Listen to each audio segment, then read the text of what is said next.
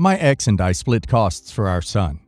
If one of us takes him shopping for school supplies, the other sends half the bill.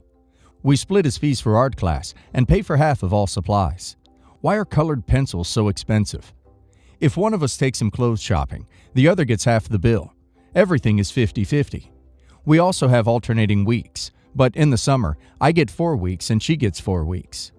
My ex just sent me a bill for half of my son's portion of her family vacation. I immediately called and said I am under no circumstances paying for that. I'm not subsidizing their vacation. I don't ask her to chip in for my vacations.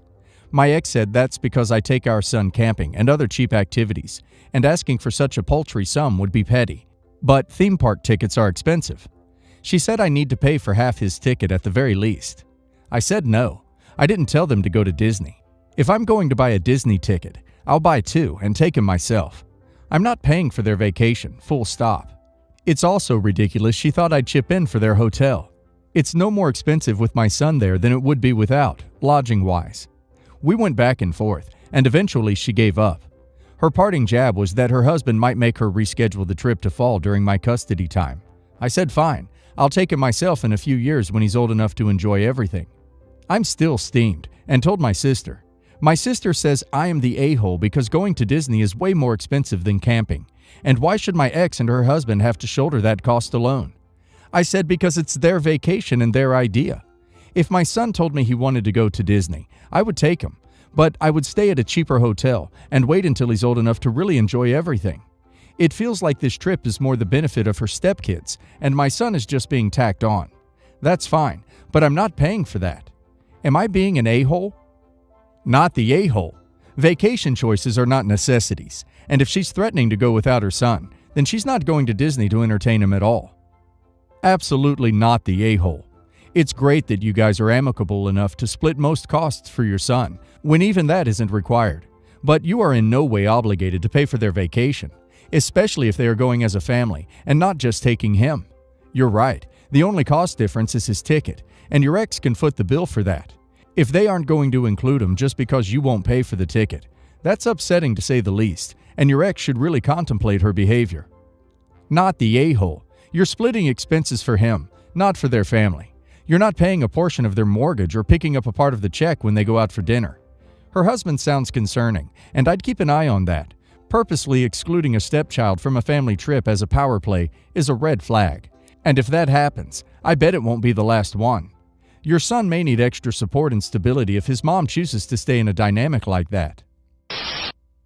My ex-husband and I are friendly, and we've been divorced for 7 or 8 years. We co-parent 2 kids together, and he is engaged to someone I introduced him to. She was my former neighbor turned friend before they met. I never had any issue with them dating personally. I've only taken issue with their relationship problems spilling over onto my kids. I had some poor boundaries for a while, as my ex-husband and her would break up frequently, and then they'd both vent to me about it. So I distanced myself from both of them over the years. We used to do holidays and birthdays together. I would babysit for them and even have the occasional game night, but this has pretty much come to a slow halt. Honestly, I think this has become progressively healthier for me as I've created some distance. They're getting married this weekend, a 7-hour drive away, spur of the moment. They invited me and my boyfriend this week to their wedding. I declined and didn't bother telling my boyfriend until after I declined. When I declined, I said I want the wedding to be about them and their future and family, and don't want to intrude. This was partially true, and my proprietary response. A day later, she pressed the issue, offering for them to pay for a hotel so I can stay overnight. She said she considers me family. I waited a whole day to reply. I was super busy and wanted to carefully consider my response. Probably rude of me to wait for that long, though. And I realized during that time that she unfriended me on Facebook, and my ex-husband asked why I didn't want to go, making a suggestion that it was because of my boyfriend's discomfort. My boyfriend wasn't yet aware of the invitation yet, but I said no, explained the boundaries I wanted to maintain. He told me that she thought I wasn't going because I disapproved of her, which isn't the case. I think their relationship is pretty toxic, but I don't have any personal issue with her. I finally responded saying thank you for considering me family, but I still declined because I am trying to maintain a boundary for myself, and I don't want to go to my ex-husband's wedding. I feel super weird about going because I'm proud of the boundaries I've created, and it feels really inappropriate for me to go. I also get the impression that they want me there to help wrangle the 6 kids they collectively share, since 2 of them are mine. And I know they want me there to drive my kids back, since finding other arrangements is super inconvenient. I know this because my ex-husband asked if I could come get them and drive them back, which is a 14-hour round-trip drive. I also declined this. I don't think that's my job. But I also know that I've given mixed signals about our closeness since we spent the earlier years of their relationship being family friends. So I think she feels pretty hurt. So am I the a-hole? Should I have accepted the invitation? Not the a-hole for sticking to your boundaries and not being made into a car service. 14 hours is a long drive, especially if it's a canyon where you have to pay $10 to park, then walk a mile with your own chair. Not the a-hole. And the first thing I thought of when you said they invited you was that they wanted you for babysitting duty. Boundaries are good and healthy. Maintain yours. Not the a-hole. I think your reasons are perfectly valid. I think you're also right in that your ex is looking for a ride and a wrangler for the kids. One of the perks of being divorced is you are no longer on the hook for stuff like this if you genuinely don't want to do it. Have a lovely weekend alone with your boyfriend. My father passed away 8 years ago and left about $500K in a family trust. I am the executor of the trust, and his will put some stipulations in place for how it is to be used. He didn't want us to blow it on wasteful things, so he used specific language to only use it for medical and educational expenses for the biological and/or adopted grandchildren of his. Fortunately, we haven't needed to use anything for medical expenses, but we have used funds to pay for my son's college, as well as my niece's college. I have a daughter who will be going to college in a couple years, as well as another niece who is currently 14. My brother, let's call Dan, has no bio kids, but he married a woman 5 years ago with now 17 and 15-year-old sons. Their father is still around here and there, doesn't provide much financial support, but he is still legally their father and would never entertain the idea of Dan adopting them. Not sure if the kids would even want that.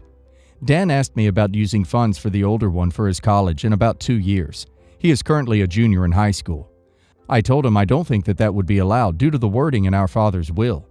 Dan and his wife are very angry at me for saying that I'm treating his stepkids as castaways due to not being blood related. I feel like I am just honoring the testament of my father, but he feels otherwise.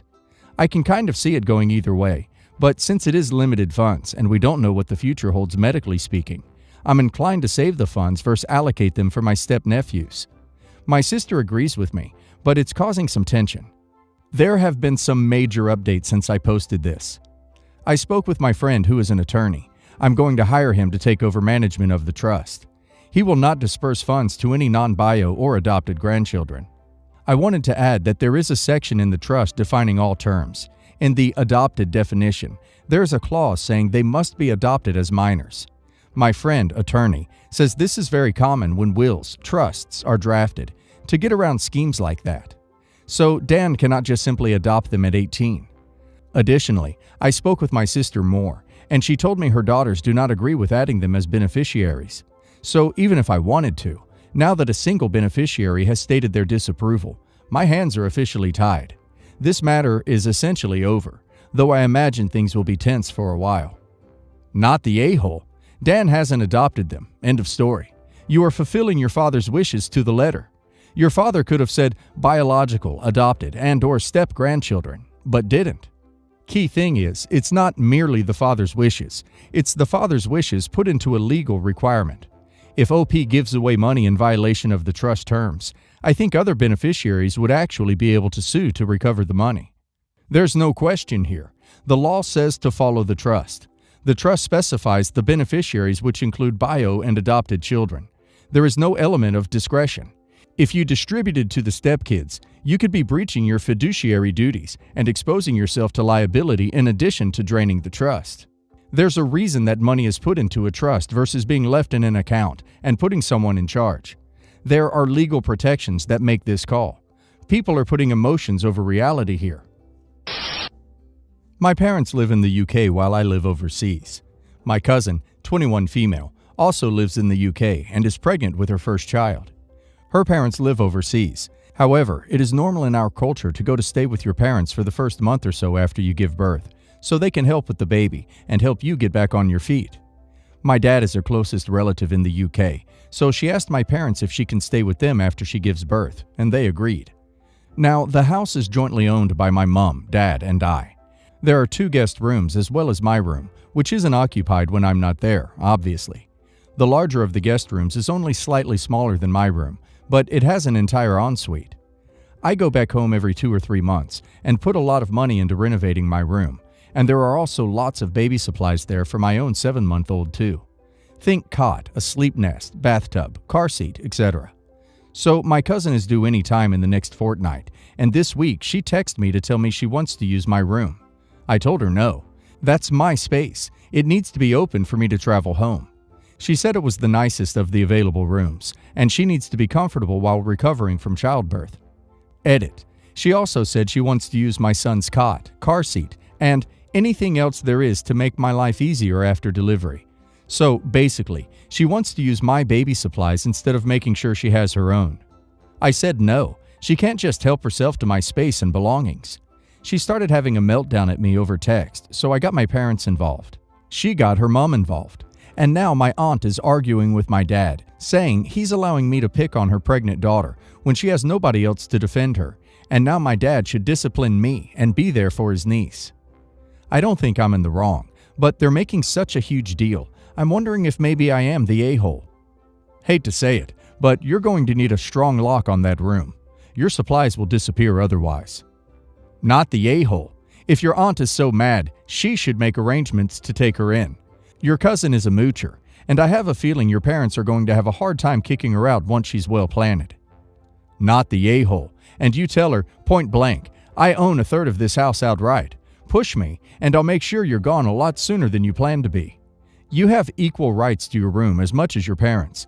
Does your cousin know you own an equal part in that house? If not, she needs to. I've had a tense relationship with my sister for years. When I immigrated here, she didn't really invite me over or welcome me. She believed a lie that I was the reason why my father lost his business. In reality, I sold my business to cover his expenses, but that only lasted so long. In the past 17 years, I've married, moved away, and tried to have a good relationship with her. Whenever my family is near her, we make an effort to get together. My wife has traveled with our children alone and got together with her. Meanwhile, she has never visited us. She is a stay-at-home mom, and her husband has had financial difficulty in the past 6 years or so. He has filed bankruptcy, and I know from speaking with her that he has failed to pay tuitions for their children. They wanted me to co-sign a loan helping them purchase a 7-bedroom house in the neighborhood they wanted. I am unable to cover this payment if they fail to make it. Further, my brother-in-law suggested that it would only be for a few months, and then his elderly and dementia mother would take over the loan. I'm not sure that is even possible, and I said no. For weeks, my sister's friends called me to tell me how horrible I am to not sign. My sister never said a word about it, and we continued our relationship. In the meantime, their daughter needed a loan to pay her tuition. We were told she had to pay this to register for classes. Turns out that wasn't the case, but I'm on the hook for co-signing her loan, which she has missed payments for. I never heard from my brother-in-law until about a week ago. Our brother came with his family to visit and stayed by my sister. They managed to rent the house they wanted. I had plans to fly in and visit my brother as well, and wanted the siblings to grab dinner. My brother-in-law texted me, sorry for what happened, because my mother asked him to. So, now he feels like he apologized, but I don't feel like he did. My sister wanted her husband to go out with us to dinner, and I said I didn't want him to. She started screaming at me that I'm the a-hole for not accepting his apology. I did bring up the missed loan payment from her daughter. Bad timing. I shouldn't have done it then. And I immediately got a bunch of texts from her telling me how badly I treat her, her kids, and my wife does it as well. I then got a text from the daughter saying I don't understand what she's been going through, etc. Sister and I aren't speaking. Brother doesn't want to take sides, and I feel completely betrayed. Am I the a-hole? Not the a-hole. Your sister and her family have been purposefully putting you in a bad situation. They obviously want to live beyond their means.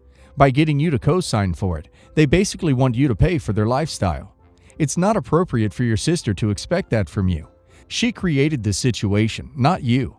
Your brother shouldn't have to take sides here either. It doesn't sound like your sister is going to change anytime soon. Hopefully, the situation will get better over time. For now, at least if she isn't talking to you, in theory, she can ask you for more money. Not the a-hole. It sounds like an extravagant purchase they can't afford. More importantly, You can't afford it, and you're on the hook for your niece's loans because she missed payments.